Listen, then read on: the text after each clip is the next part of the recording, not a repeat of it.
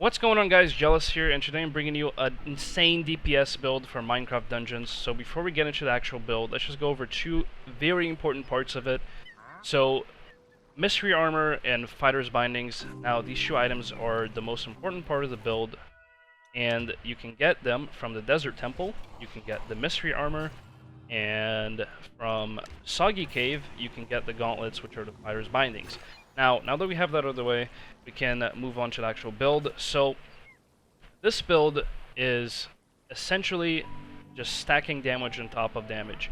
Now, this Mystery Armor rolled 30% melee damage and 20% weapon damage boost aura. Now, this 20% weapon damage boost aura actually works for friends as well, so if you're playing online, you're actually giving them 20% weapon damage as long as they're within your aura range. But that's not really the important part. The important part is that you're getting a flat 50% damage from this armor, which is already pretty good.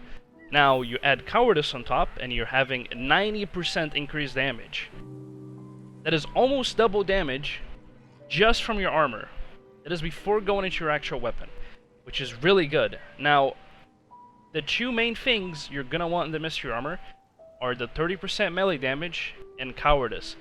Now, you don't have to do this exact build. If you get unlucky and you cannot get the 50% flat damage, you can do something like this. You can go for a Splendid Robe and get the 30% melee damage, or any other armor that has 30% melee damage, and you want to get cowardice. That way you have the 70% damage flat from that, but the most damage you can get is going to be right here from the 50 and the 40 here, which is a 90%, almost double, like I said. So this is the optimal roll. You want this. This is the best you can get. You want this. For the enchantments, like I said, cowardice is one of the main factors.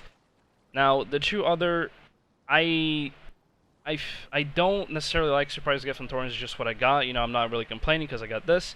I would say that double cooldown here and cowardice would probably be my best in slot, because that way I don't have to worry about my cooldowns. I can just run all the time, have so much cooldown reduction. I can just speed through the levels, and when I get to the boss, I can just swap out to the Gong, which is the next thing we're going to talk about.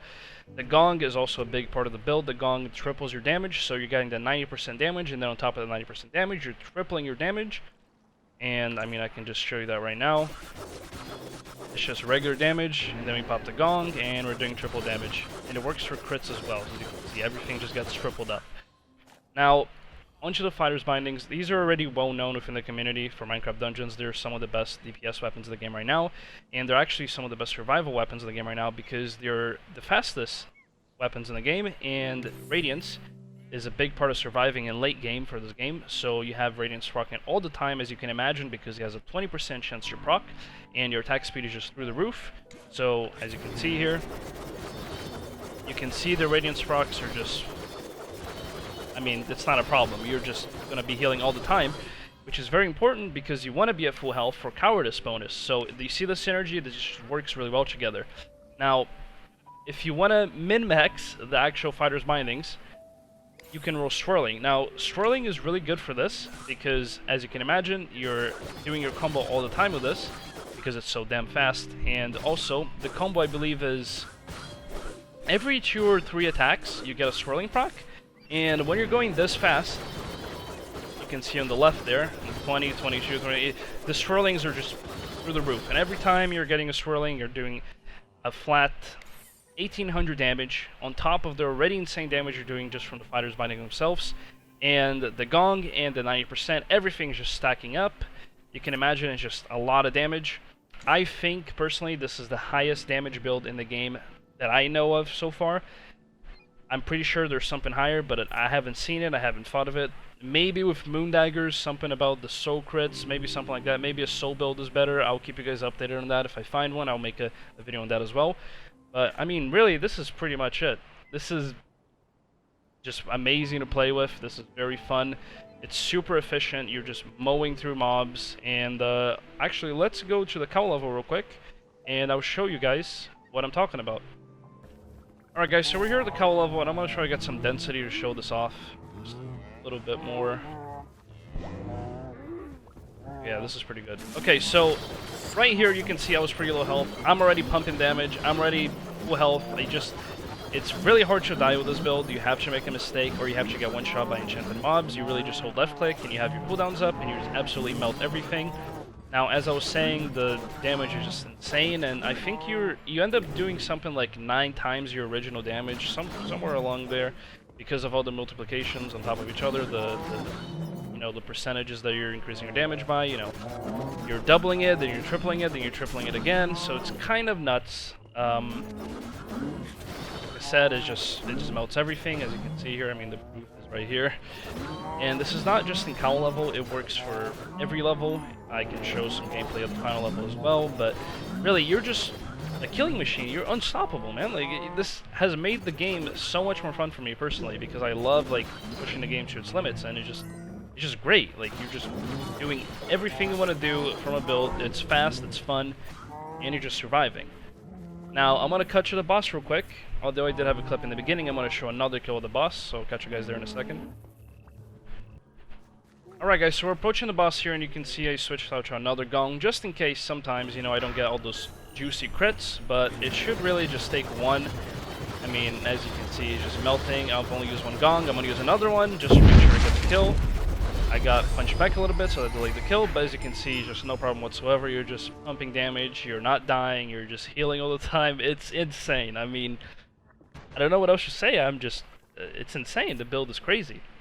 So, I'm going to show a little bit more gameplay from killing ads in the final boss. So, I'll catch you guys there. And as you guys can see, like I said, it's just not a problem whatsoever. Nothing is a problem. All these enchanted enemies are just getting destroyed. You're really not going to be dying with this build unless you get one shot by some, crazy enchanted mob that, does happen, but it's pretty rare. Just no issue whatsoever.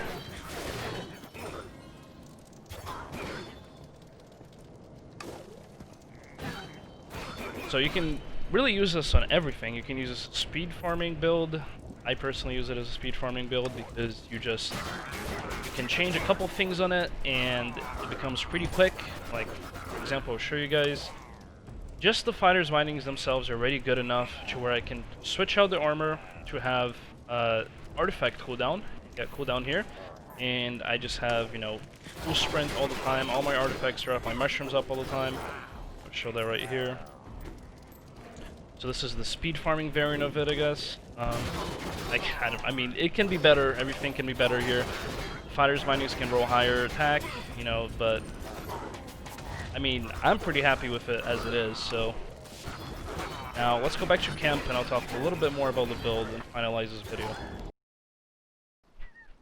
Alright, so that's the build, guys. Essentially, the main thing you want to go for is a 30% melee damage.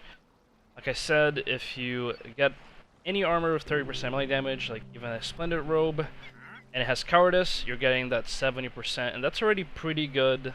That's already a significant amount of damage, but for the best in slot, you're going to want the 50% here, just because the damage just gets crazy when you start adding all those multipliers and percentages on top of it. But, yeah, guys, that's about it. If I were to say anything else, I would be on the lookout for Fighters' Bindings with Swirling, Crit, Hit, and Radiance. 100% you're going to want to keep those bad boys because they're going to be really good for you. You can see mine are 104, they can roll higher, and I believe at 108 they're about 600 melee damage, so that's like a 20% increase in the damage of them already. And that, on top of everything would be really helpful, so if you can roll 108 Fighters' Bindings, go for it. You want to roll these rows still. I mean, that's honestly about it, guys. I don't want to keep you guys too long. I hope that this video was insightful, and I hope you guys can farm and get these things, on the way. And yeah, guys, so if you enjoyed the video, make sure to comment, and I can make more build videos if you guys want. I will definitely be making a Moon Dagger video as soon as I get one, and that's about it, guys. Peace.